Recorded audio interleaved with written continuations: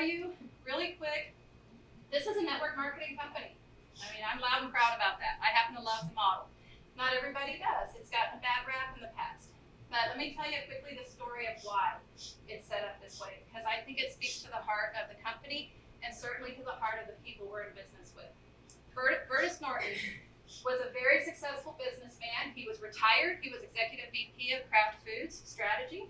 And at the age of 69, he was asked to come on the board of a fledgling biotech company.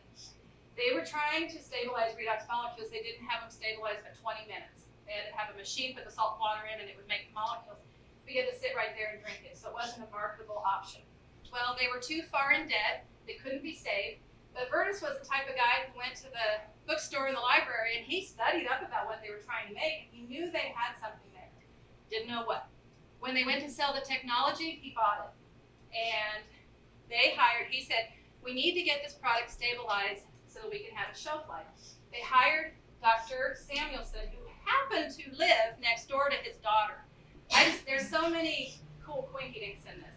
So Dr. Samuelson came on board, and within a year, they had the molecules stabilized. They're up to a year unopened. Once you open a bottle, 30 days. So then they had something to work with. But his whole plan, remember, Bertus Norton was a businessman. He wasn't a health nut, from my knowledge. Their plan was to stabilize the molecules and flip the technology. They were going to sell it to Big Pharma and make a lot of money. So in the process before doing this, they wanted a test group to just see, would people drink it? Some people say it tastes like pool water. You know, some people, does it taste like anything at all, but others it tastes kind of off. So they gave it to 40 friends and family members, church members, all they could drink, and just said, take it and tell us what you know. 6 of those people were terminally ill. They had been given 2 months to live. So they gave the product out, and in a couple months, they went back to see how everybody was doing. All 6 people had were responding. The 40 people had shared the product with 135 people in 20 different countries. So then they knew they had something that people would take. Fast forward to the meeting with Big Pharma. Big Pharma comes in town. They had done their due diligence, their testing. They knew they had actual redox molecules. And Bertus Norton was offered a generational wealth check. So a check large enough that you wouldn't want to talk to anybody else is what we were told. But the terms of the condition were everybody that was on it had to come off of it, couldn't be in the hands of the public. They wanted to take it through FDA process and it had to be, nobody had to have their hands on it. Bertus says, we've got people on it now whose lives are dependent. And they said, that's the cost of doing business. Gotta lose some.